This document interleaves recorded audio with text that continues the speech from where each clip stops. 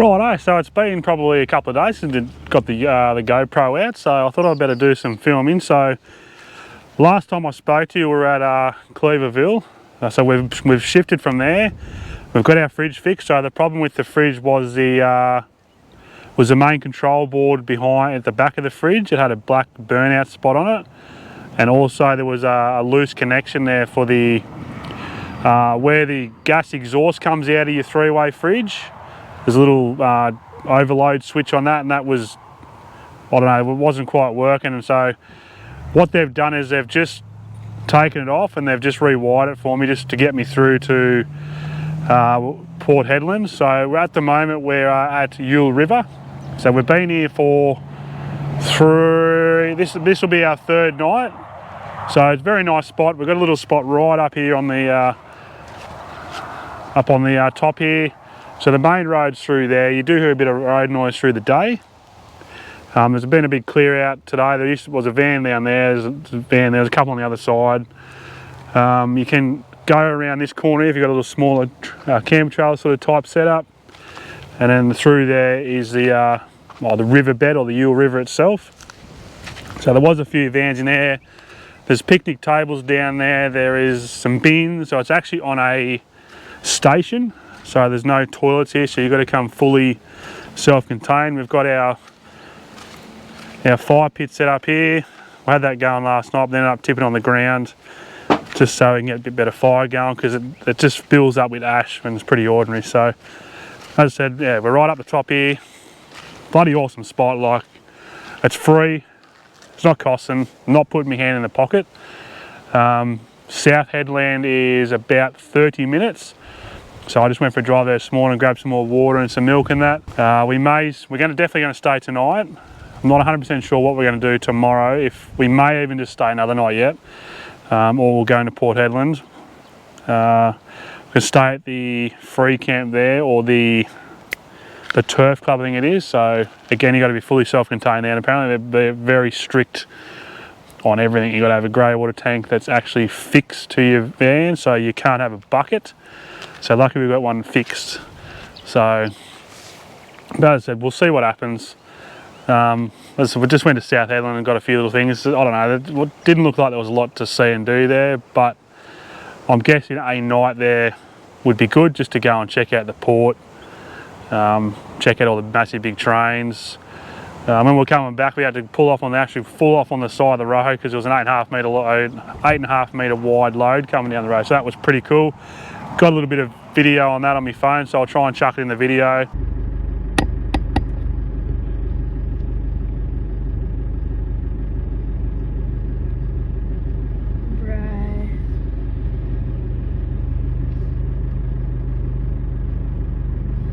Got a white Palo parked up behind the Ray Group cord.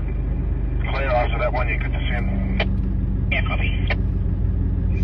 Shit, is that a back of a... It's like a dump truck, that one.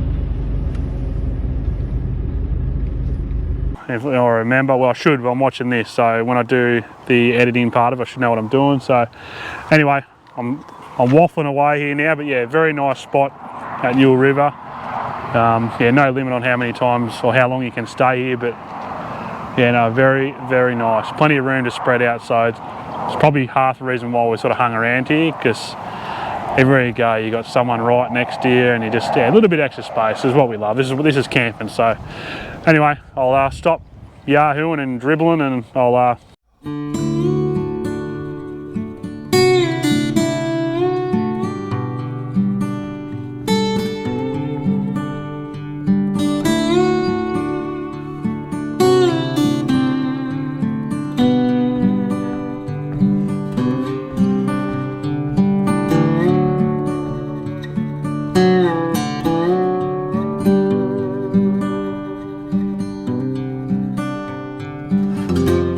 the next day. Righto, so we just made it to Port Hedland, so we just had a bit of a drive around. We've parked the van at the 72-hour free camp. We haven't had anyone come up to and check our grey water tank, but there was a van that was parked up there that had a container on the ground. So I don't know where these reports are of you need to catch all your water, it needs to be attached to the vehicle. So I'm not too sure what the go is there with Chinese whispers or something, but anyway, we'll suss it. As I said, no one's come up to us at the camp and checked over our van, so yeah, we'll see what happens. But anyway, we're just going to go for a drive around town and see what we can find. Well, I've just come to the Oh look, there's a train coming! big massive pile of salt. So we're right on the bridge here, so it might be a bit louder with cars, so I'll try and talk around them. But Look, there's going to be a train coming right under us. oh, here comes a train. There's going to be a train that's going to go right underneath us down here. That's going to be pretty cool. But check out all that salt. So if you want a bit of salt for your food, well, that's how much salt you usually put on your food pen.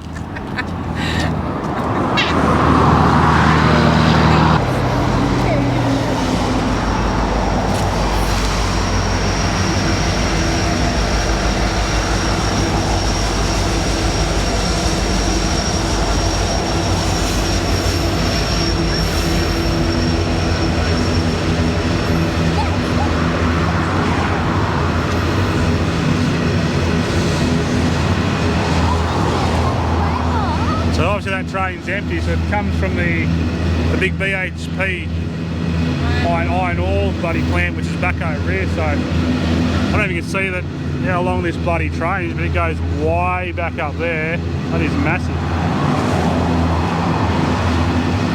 That is really cool.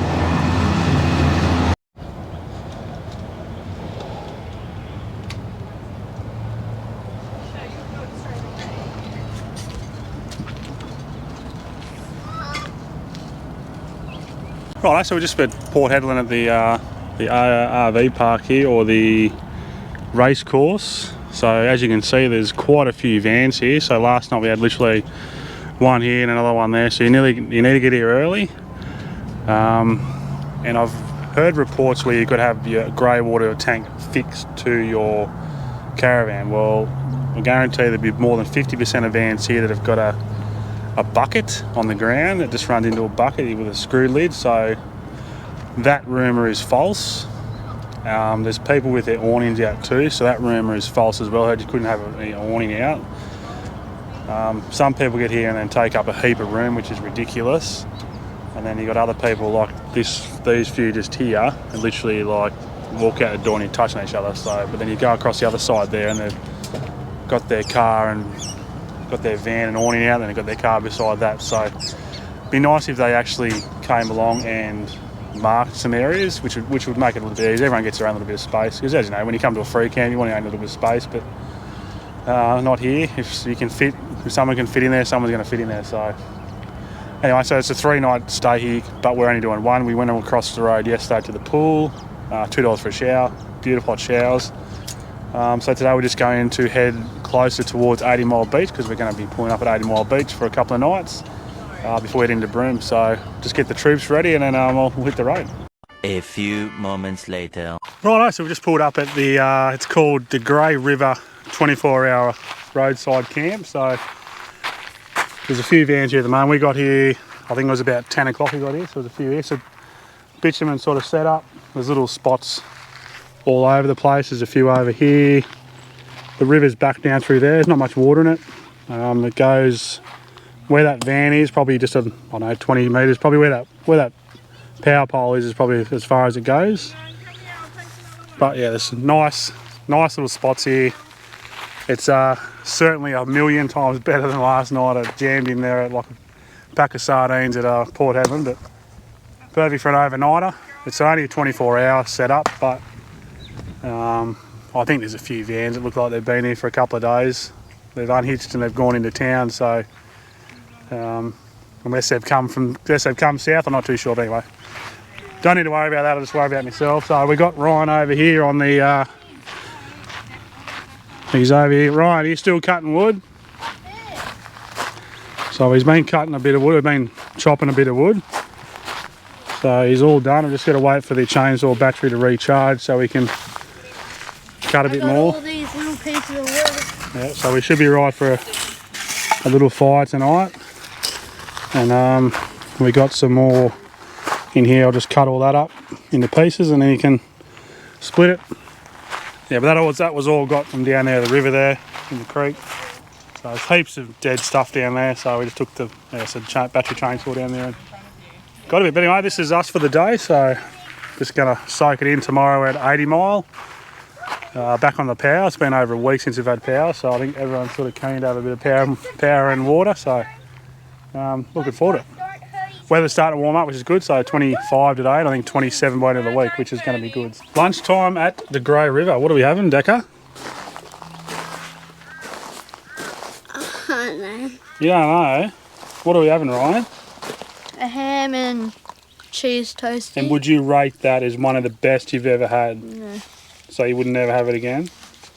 No? I would rate it probably a 6 out of 10. Nice, so it's not too bad. What do you reckon, Mum? Are you looking forward to your sandwich? I am, yep. The old toasty, how good is that? That looks beautiful. Just a bit of train smash, salami, tomato, red onion, barbecue sauce. That's about it. Cheese. Could put more stuff on it. If we had pickles, I'd probably put some pickles in there too, because I'm just weird and like having weird food and mangling stuff together. So, but yeah, nice little camp spot. Everyone's relaxing and chilling out and enjoying themselves. So, Mum might even go and have a sleep. Yes. What time? 2 o'clock this morning. We had a little tap on the shoulder. From this guy right here. Yeah, so we're just going for a walk down along the river itself. So it's just in there. And we just walked along the river heading to the east, and we've come across a railway line. So I don't know if it's still in use or what. I know it's got a cage around the outside, so maybe they're fixing it up. They've got a few new sleepers, concrete sleepers. So yeah, I don't know. We'll wander up and have a sticky back, I suppose. So this is the bridge. I don't know why it's closed. Looks like it's in reasonable shape. It's BHP owns it, or I'm guessing it might need. It's all old wooden concretes, old wooden sleepers. So that's probably why she's shut. The trains that come through here might be too heavy, so they've shut it down. Yeah, this is down at the river, the Greys River, so not a lot of water left in it. There's a little bit here, there's a little bit over the back there, and a little bit through these trees here, if you can see on the other side there. But yeah, the old railway line, she's certainly seen better days. Everything underneath looks alright. I'm just guessing the trains are too heavy to come out here, or it's not worth it, there's no mine out here anymore. They've just closed it all down and just let it slowly rot away and become useless. So anyway,